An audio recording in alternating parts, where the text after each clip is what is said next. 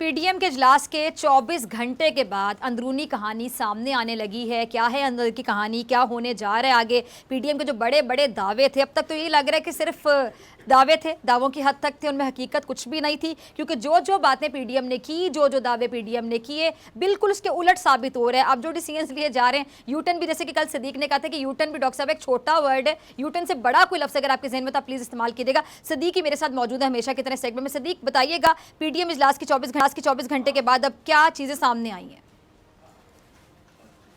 जी बिल्कुल। अब एक तो पीपल्स पार्टी की जानिब से दावा सामने आया है, वो ये कहते हैं कि हमने पीडीएम को मरवाया नहीं है बल्कि पीडीएम को बचाया है।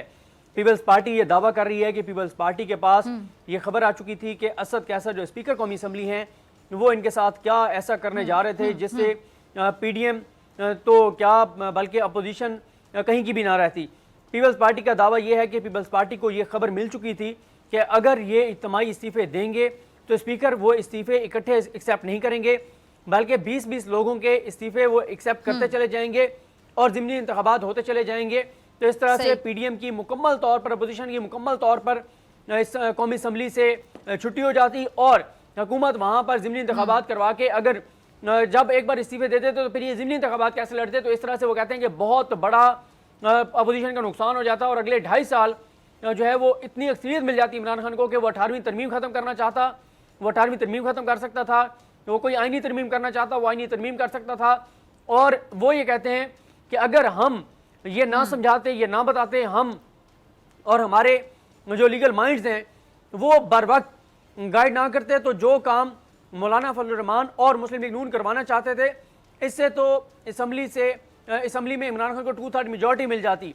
वो ये कहते हैं कि इस्तीफे बिल्कुल हम नहीं देंगे। और अब नवाज शरीफ जो हैं वो भी कायल हो चुके हैं, वो भी इस बात पर आ चुके हैं कि इस्तीफे नहीं दिए जाएंगे। अब ये नून लीग और पीपल्स पार्टी का मुश्तरका फैसला है कि इस्तीफे नहीं दिए जाएंगे। मौलाना अब भी उसी जोश, उसी जज्बे के साथ आगे बढ़ना चाहते हैं, लेकिन मौलाना के हाथ और पाँव बांध दिए हैं मुस्लिम लीग नून और पीपल्स पार्टी ने। पहले मौलाना सिर्फ और सिर्फ पीपल्स पार्टी को कायल करना चाहते थे, उनको कायल करने में लगे हुए थे। अब नून लीग और पीपल्स पार्टी दोनों एक पेज पर आ चुके हैं कि इस्तीफे नहीं दिए जाएंगे। और दूसरा ये है कि ये लॉन्ग मार्च की तारीख 15 मार्च रखना चाहते थे, लेकिन मौलाना ने कहा कि 15 मार्च ना रखें क्योंकि मैंने मदरसों के बच्चों को लाना है, तो मदरसे के बच्चों के पेपर्स हैं, वो पेपर्स खत्म होंगे 24-25 को, तो इसलिए फिर 26 की तारीख रखी गई है ताकि मदारिस के बच्चों को लाया जा सके। दूसरी तरफ जो हुकूमती मामला है वो ये है कि एक तो आज आपने देखा कि इमरान खान साहब का तो स्टेटमेंट आया, लेकिन शिबली फराज साहब ने जो पहला रद्द-ए-अमल दिया और जो शेख रशीद साहब वज़ीर दाखिला हैं उन्होंने जो रद्द-ए-अमल दिया, यानी 3 हुकूमती शख्सियात, प्राइम मिनिस्टर पाकिस्तान, वज़ीर इत्तलात, वज़ीर दाखिला, तीनों के बयानात आ चुके हैं। प्राइम मिनिस्टर ये कहते हैं कोई डील नहीं होगी, कोई डील नहीं होगी, कोई एनआरओ नहीं होगा। वज़ीर दाखिला और वज़ीर इत्तलात ये कहते हैं कि अपोजिशन 26 मार्च को लॉन्ग मार्च लेकर आना चाहती है तो बिल्कुल लॉन्ग मार्च लेकर आएँ।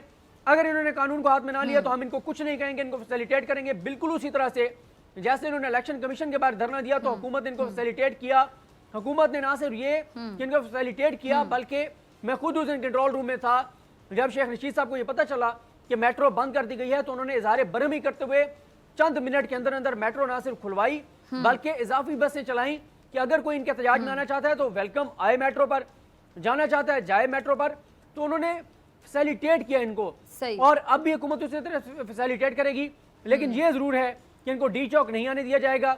बिल्कुल उसी तरह जैसे आप और मैं अपने प्रोग्राम में डिस्कस करते रहे, जैसे मौलाना को जंगल में साइड पे करके बिठा दिया गया था, इनको कोई ऐसी जगह दी जाएगी कि वहां पर अगर ये अगले 2.5 साल भी बैठना चाहते हैं तो बिल्कुल बैठें, लेकिन हुकूमत को कोई फर्क नहीं पड़ेगा।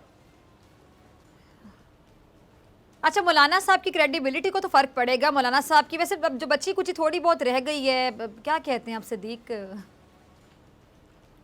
देखें, मसला ये है कि डीआई खान के एक रिपोर्टर हैं असलम अवान साहब, बड़े अच्छे रिपोर्टर हैं, उन्होंने ये खबर दी है कि मौलाना साहब की पार्टी का जो लास्ट इजलास हुआ है उसमें पार्टी अरकान ने बरहमी का इजहार किया मौलाना पर और मौलाना को कहा है कि आप 1 कदम आगे बढ़ते हैं, 2 कदम पीछे हटते हैं, 2 कदम आगे बढ़ते हैं, 3 कदम पीछे हटते हैं। आप सारी क्रेडिबिलिटी जमात की खराब कर रहे हैं। आपको एक क्लैरिटी के साथ एक जो भी आप सोचते हैं, जो भी आप करते हैं, जो भी आप कहते हैं, फिर उस पर डट जाएं। ये ना हो कि आज आप कुछ कहें, कल आप कुछ कहें। पहले आप कहते थे हम लानत भेजते हैं इस असेंबली के ऊपर, इस सेनेट के ऊपर, अब आप कहते हैं हमने उसी सेनेट में जाने। पहले आप कहते थे ये जाली असेंबली है, अब आप कहते हैं हमने इसमें अपने अरकान असेंबली भेजनी है ज़िमनी इंतखाबात में। पहले आप कहते थे नहीं मानते हम इस इलेक्शन कमीशन को, ये 2 नंबर इलेक्शन कमीशन है। अब आप कहते हैं इसी इलेक्शन कमीशन के अनाउंस करदा ज़िमनी इंतखाबात हम लड़ेंगे। पहले आपने कहा 31 दिसंबर, 31 जनवरी, इस्तीफे और इस्तीफे। अब आप कहते हैं इस्तीफे हम छाती से लगाएंगे, सीने से लगाएंगे, संभाल के रखेंगे, बड़े मुकद्दस हैं, ये बड़े पाक साफ हैं, ये बड़े, इनको अकीदत और एहतराम से रखा जाएगा, इनको खुद से जुदा नहीं करेंगे, इनको स्पीकर असद कैसर जो कि बहुत जालिम है, इन नन्हे मुन्ने मासूम इस्तीफों को इस जालिम असद कैसर के हवाले नहीं करेंगे। तो आप पहले ही सोच लेते, आपने बगैर सोचे समझे कह दिया कि हम इस्तीफे भी देंगे, सेनेट इलेक्शन भी नहीं लड़ेंगे, ज़िमनी इलेक्शन भी नहीं लड़ेंगे, लॉन्ग मार्च भी करेंगे, धरना भी देंगे, जीएच को भी जाएंगे। अब आप बताएं इन सारी चीज़ों में से क्या एक भी वादा इनका पूरा हुआ है?